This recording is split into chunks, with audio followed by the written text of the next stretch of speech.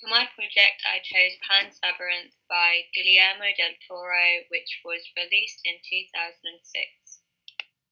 The film is set in Spain in 1944, which is 5 years after the Spanish Civil War.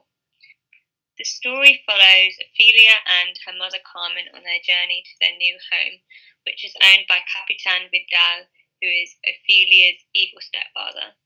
Ophelia is desperate to escape this sadistic and brutal environment, and her love of fairy tales transports her into a dark, mythical world. As the story progresses, the viewer follows Ophelia on these quests and tasks. However, reality always seems to get back to her.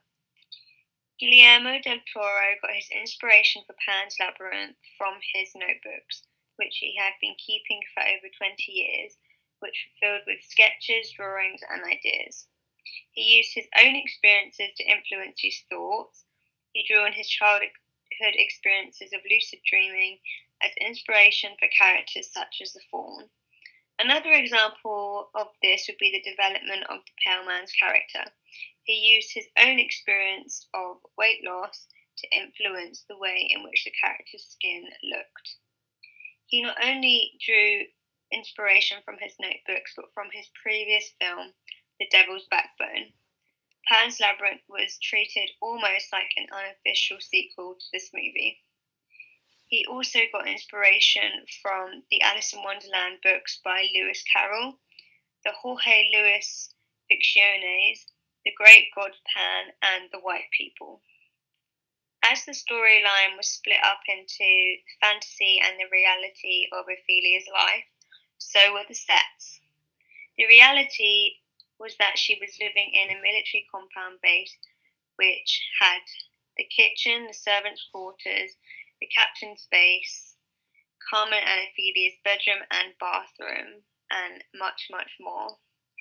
Then the fantasy all starts from the labyrinth where she meets the Faun. There is the underground where she encounters the Toad, the Pale Man's lair, and the underground realm. Then I started to collect imagery from the two worlds, the fantasy and reality.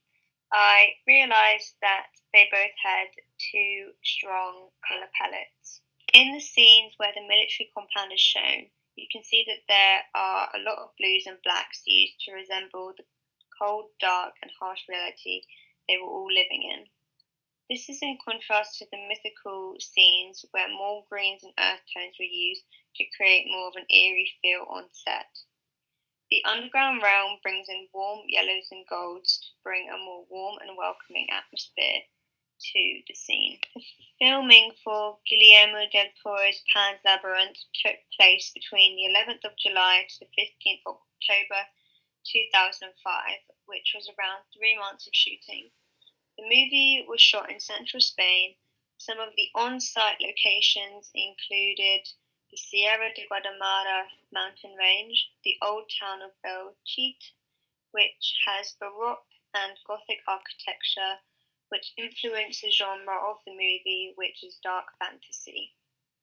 A studio in Madrid was used to shoot scenes such as the underground realm, and the production company partnered with Cafe FX for the CGI and special effects for the movie. To get the right atmosphere in scenes such as the encounter with the Toad, editing in post-production took place to achieve this. From previously analysing the colour palette for Pan's Labyrinth, this sparked my interest in looking more into the art director for this movie. The art director for Pan's Labyrinth was Eugenio Caballero, and he defines the role of the production designer as taking care of the things you can touch, the props, the sets, the walls, and the colour palette that you apply to a wall or an object. I found an interview with Caballero from his appearance at QAMRA in 2019. QAMRA is an organisation that brings together more than 150 filmmakers and industry professionals together to look at 36 projects from around the world. They award grants to the projects they believe in to help them along their journey. A talk was given by Eugenio Caballero on his production design for Pan's Labyrinth, and I found an interesting segment on how the shapes correspond to the two worlds.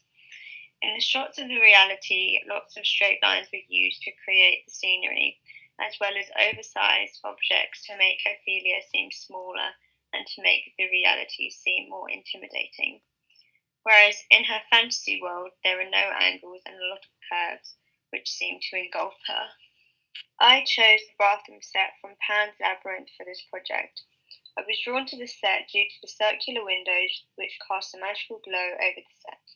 In addition to this, I like the textures used in this scene, like the cracked tiles, dirt and grime. The materials in this set include wood, copper, nickel and steel. As the scene is set in reality, I found this interesting as this reiterates the harshness of the reality Ophelia was living in. I started by tracing over the screenshots of the movie and using the dimensions of the tiles to figure out the basic height and length of the room. Alongside these annotations, I then created a rough plan view of the room so that I could get an idea of how everything fitted in. I then started to analyse the different elements in the set further, like the dimensions of the windows, the stairs, and the length of the bathtub. Having this roughed out would help me when creating my sketch model. After collecting all this information, I quickly sketched out how I thought the elevations would look to help me visualise my set. I then decided that I would quickly create a SketchUp model to check if my measurements looked correct and if I needed to research into anything further. Even though creating this SketchUp model took time out of my project, I found this useful as it helped me alter measurements that were slightly off, like the height and size of the room. I also found this a useful tool in understanding the use of the stairs, and it forced me to research into this further. I soon found out that they were actually the underside of a staircase going into the room above. Having this research in place allowed me to look into the construction of the underside of a staircase for my white card model. I also found that having this SketchUp model allowed me to really dissect certain elements in my set and research them further. An example of this would be the accent door, which a lot of the shots were filmed through. I found a similar door to the one in the set and used the measurements as a starting point for my door. Once I had this all mapped out, I was then able to use SketchUp to get the exact dimensions for the wood panelling. To really check whether this looked correct, I compared the shots from the movie to my SketchUp model. Once I had all my dimensions mapped out, I soon realised that I had not noticed that the ceiling was actually vaulted and not flat. I would say that this was the hardest part to figure out in relation to the underside of the stairs. It took numerous sketches, but after sketching out where my set would be inside of the compound, I was able to have a better understanding of how these two elements work together. Once I had a basic idea and understanding of how my set went together, I started creating my sketch model. I knew that this was a rough version of my white card model, so I just wanted to get the main walls completed to review what needed to change. However, from my comparison shots, I noticed that my set looked a bit bare and that I would need to add in a scale figure, the stairs and the ceiling piece to really get an idea of what needs altering. After adding in these extra pieces to my sketch model, I soon realised how easy I could pick out the alterations and changes that would needed to be made. These alterations included the placement of the stairs and the arch ceiling. I found that I was questioning whether I got my tile height correct in comparison to Ophelia's height, but after reviewing my screenshots, I saw that the tiles split off at a certain point and slanted towards the wall, and this would be best shown in my white card model. To amend these issues, I started to sketch out the back wall over and over again, as I realised that this would be the main feature wall for me to get correct for it to look accurate to the movie screen grabs. I found that my previous knowledge and sketches on where my set was placed in the compound allowed me to understand that there would only be two arches so that the underside of the stairs and its purpose could be fulfilled. To amend the placement of the stairs, the only way to really work this out was to work directly onto my technical drawing. This then allowed me to determine the size of the arches, and then the rest of the set dimensions came together. Midway through doing my technical drawing, I soon realised that I should check if the dimensions of my side walls were correct, as there were so many angles to take into consideration, and I needed to check whether they all fitted together. I created a quick card model and amended my technical drawing where it was needed.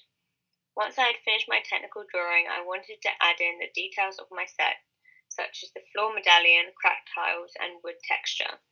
I did this by following numerous drafting techniques. I found that creating my technical drawing took up more time than I had originally thought, due to me having very limited knowledge on how to create one. If I had more time, I would have traced my drawings out on a bigger piece of tracing paper so that it didn't look so cramped and compact. Altering the side walls seemed to take up more space than I had planned for, so checking these ahead of time before starting my tech drawing would have gotten rid of this problem. I am overall happy with the final result of my technical drawing, as I feel that I have learnt a lot and will be able to develop my own style in the future. Originally, I had planned to research and pick a studio in Spain to create my studio plan. The studios I found were Alex Studios and Le Sur Studios. However, I found it hard to source the information I needed for my studio plan. I then decided on the Twickenham Studios Stage 2, as this was the smallest studio I could find and would suit my set well. I added in movable backing, a fire lane, and all the necessities we had been told about. I researched some examples of studio plans and put my title in the right-hand corner box alongside the relevant information. Also, as a side note, when scanning in my studio plan, it seemed to chop off the left-hand side, so that's why it may seem a bit off. I then moved on to making my white card model. I found that creating the circular windows was more challenging than I had originally thought. Even though I had a compass cutter, the edges seemed to always come out jagged. I also thought that making the ceiling piece would be challenging.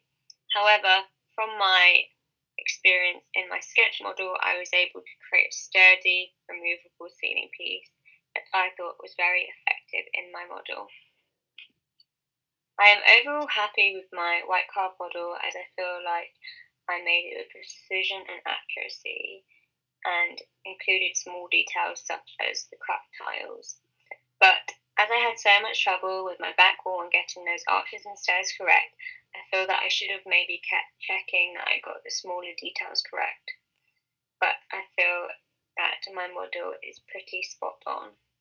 In this project, I feel that I have improved my technical and making skills and will continue to develop this further in future projects. The link to my blog is seen on this slide.